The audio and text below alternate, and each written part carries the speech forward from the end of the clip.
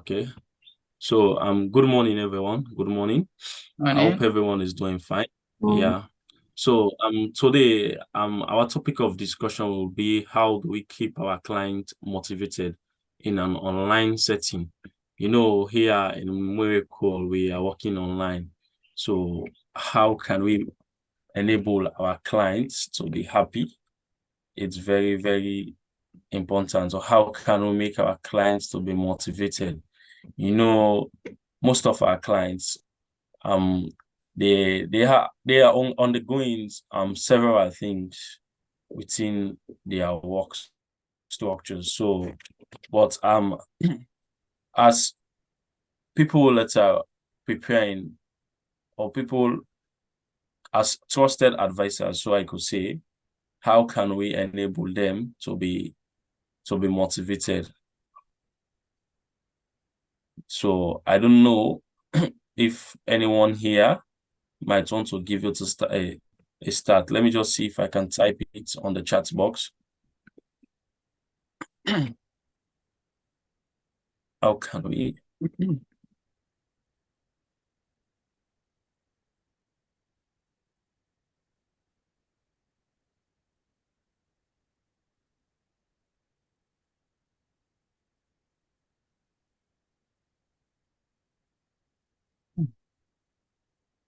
Okay, so I'll give it a try. Let me just give a start.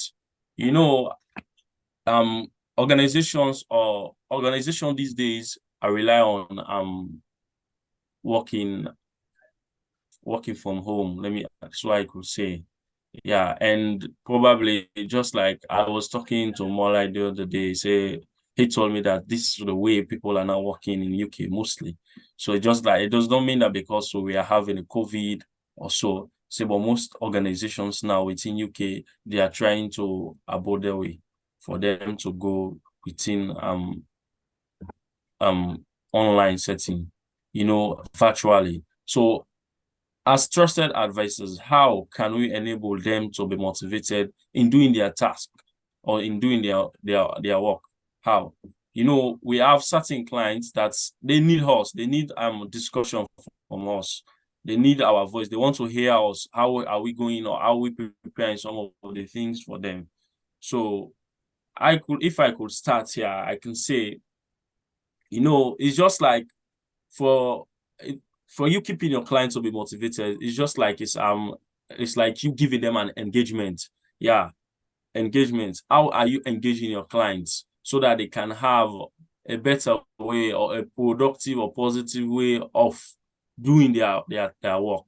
So I can start by saying we should first for us to motivate our clients in an online setting, we need to establish a trust. Trust is very, very important. Yeah, it means that we should be empathic, respectful, and then very, very supportive to them. If we build this trust, automatically our work will be going to be easier, and also we'll be very, very, we'll be on top of situation. Yeah, we'll be on top of situation if the trust is within. So we should build the trust within these clients. So it's cognizance of we being empathic, respectful, and very, very supportive to their needs. Because you know some clients, they are not used to this accounting stuff that we are dealing with now. So anything so far that they see within their business, they might want to pick up phone to call and try to explain. So if you are not building that trust, or if they did not trust you, do you think they will be motivated? No. So you need to give them that time. We are in communication, should be a must. It should be a paramount. So how can you build trust if you are not communicating? So there comes again communication. So you should try to communicate. You should have a tool that you are using. Like for us here at Moracle, it's a clear example what we're using. It's very simple. Oh, do you have a problem that you want us to discuss? Okay, please kindly jump to Zoom. You see, it's a one-step, I don't know, a one-stop shop or so. It's very, very simple, very, very convenient and easy. Do you have something you want us to help you on? Kindly jump onto Zoom. You have our passcode now. It's very simple. There, when you come now within the main room, you will meet Linda, our able Linda, our wonderful Linda, giving you a welcoming. That's part of we building trust. Yeah, it's part of us building trust within the organization and within to our clients. And you know that, oh, it's very, very motivating. The way Linda will talk with you, discuss with you, send you to your different rooms that you need to go into. So these are all way of us building trust to our clients. Another thing again is that we should set clear goals and realistic goals to them. You know, if we set clear goals to them, you know, if, for instance, you might know that the client is doing poorly in whatsoever thing that they are engaging on, but you are there as an accountant because you don't want to lose your job, your job with them, or you don't want to lose your contract with them. Start giving them things that are not right. So you need to tell them set clear goals that they will also put their attention to, that they should achieve. So you see, so by doing so, trust me, if you set a clear goals for them and then they achieve it, they will be motivated in doing tasks. They will be motivated in doing their work. So you see, and also another thing again is that they should be very accountable. You know, if only because things are going wrong now, started blaming, oh, it's because of I'm working with more, it's because of the I'm giving the contract to more. No. So if you, and also use and for instance, billing accountability comes in, like for instance, if we have deadlines and we fail to work towards that deadline, so it's accountable. We should be accountable for it. Say, oh, it's because of we failed to prepare the thing that we want to do. You understand? Like for instance, we have deadline now for us to do a VAT or whatsoever, and if the client did not do it, it's our own fault. So we should hold ourselves accountable for it. You know, by doing so, the clients will know, okay, these people are reliable. They are very, very reliable. So you see, there comes accountability. And we know that, oh, I should trust these people. But if anything that happens, you try to give your let me say your clients so, oh, every loss that is coming within the business, it's because of your client, because of he or she did not send you the book, the recordings earlier or so whatsoever thing. So they will never trust you, and they will not be motivated in working with you. They need someone that can be accountable. Now, okay, this has gone wrong, but it's gone wrong because it's my fault. So you see, very, very, very it's very, very, so accountability is a key here also. And it's very, very important. If your clients cannot trust you, how do you expect them to grow within their business that they're doing? No. You will not, you are not helping them. So they need to build that trust. They need to be accountable. You should be accountable for whatever thing you're doing. And also, as always, Molai said, always say, try to religiously know your client. Yeah, try to know the system that your clients are using. Adapt to the system. You know, give your clients the preference, what they need. It's very, very important. You know, he always say you should know your clients religiously. Yeah, it's all this is about repetition also. Because if you are working with a client for 1 year, at least you should have known everything within the organization. So you see, there comes again the background information. So how can you adapt to your clients? How can you give them the preference that they deserve? Because their communication income, I don't know, they call it. Okay. So you see, it's very, very important for you to adapt to your client. Try to know them. Let them know that, oh, I'm working with Moracle. They know everything about me. Put them in doubt, in shock. Wow, this is wonderful. You know the background information. Try to familiarize yourself with it. So at the end of the day, they will know that, oh, it's worth working with Moracle. You know, every single thing that you want, you doesn't need to ask the client, oh, I want to do that. No, no. Yeah, it's good for you to ask, but at time give them shock. Let it be, oh, wow. So you know all about this? Yeah, that's it. So you see, another thing again is for you to be engaging. Yeah, it's for you to be engaging with your client. For instance, here at Moracle, most of the time we hold session, we hold meetings for our clients. We might say, okay, well, meet us on Friday. Let's discuss about this certain thing that you are going through. Yeah, that's way of you motivating your client. Even if things are going bad, he or she will know that, oh, I'm having a trusted advisors that are worth working with. Moracle is good in working with. So there comes the recommendations. They will recommend you to do other things, other jobs to people out there. So you see, it's very, very important. I don't know. I can stop here for now so that anyone here could give his or her own points. Thank you. James. Yeah, thank you so much. Now, oh, yeah. Can you hear me? Oh, yes. Yes, I can hear you. Yeah, thank you so much. Actually, as you were talking, I see like what you are the center there, whatever underpins this topic. How can we keep our clients motivated? Basically, what underpins that is actually communication. Because when we communicate, then we close the gap. We close the gap of expectation. We close the gap of anticipation. We close the gap of because now people are expecting this, and then if you are not communicating, then they will latch onto what they are expecting, and eventually they come up with perhaps what is not real.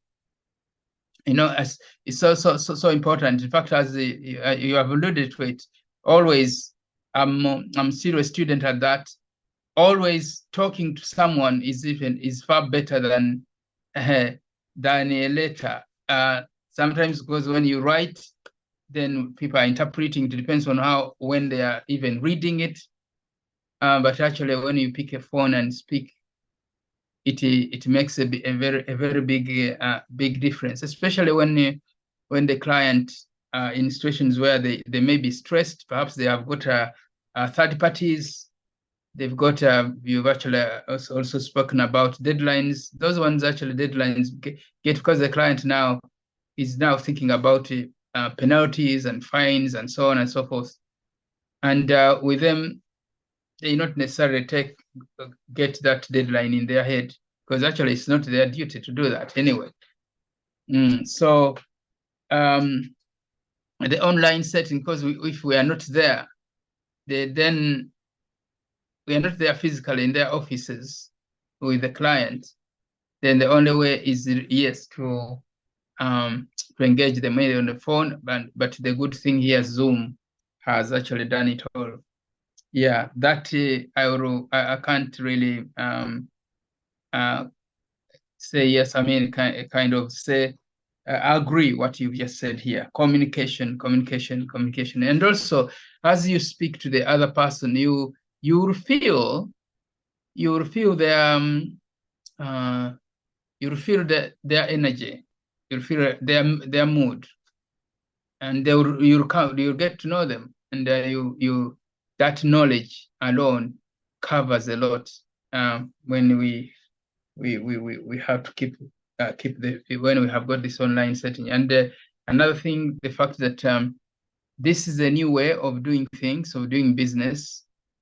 Some of the clients maybe have been there longer, but in most of the cases, the clients are actually new. They are still preferring the old way to come into the office. But very, very few clients, like for example, we have gotten a new client here. They do much of the things they do it online. In fact, their main staff mainly one day. Yeah, just one day, Monday to Friday. They just one day in a week. So with them, they have already embraced that. But for some others, they just want you to come in. You know that some of the people who have some of the new clients that have approached Morai, they just want someone online, because why they haven't set in place the infrastructure, because you need the infrastructure, you need to set up this, because set up Zoom and so on and so forth, and get used to that. Yeah, so yeah, and also sharing with them, yeah, the good news. Yeah, we need to be able again to study what we are delivering. What are we delivering? What do the client do? Somebody defined quality as quality is what the customer needs. What customer needs is that's what you define as quality. Is that what they need? Yes. And are we there for service? Yes. So yeah, I think that's my take on this one. Communication. Yeah.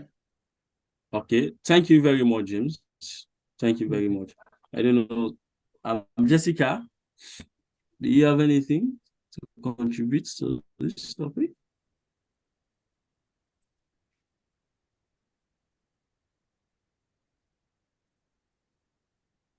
Hello, Jessica. Are you there? Sapide. Hi. Hi, how are you? Thank you. As you were speaking, I find a really good points you made, and I can say I totally agree with them. One thing that came to my mind was that to keep clients motivated, I think we always should have different offers, new offers to uh, provide for them and keep them motivated, keep them have the new offers always. They think that you care about them, you want to make things better for them, and also I think involving them with tiny decisions, but it feels them that they're a part of the organization, they're part of the company, and I think it gives a good feeling to them, and their loyalty and happiness will improve. That's it. Okay. Okay. Thank you very much. Jessica, are you there? Oh, okay. Okay. Thank you, Yeah, it's Jessica. got a problem with network here. Oh, okay. It's okay. So I think we are closing our meeting here for today. Please, James, can you stop the recording? Thank you very much. Thank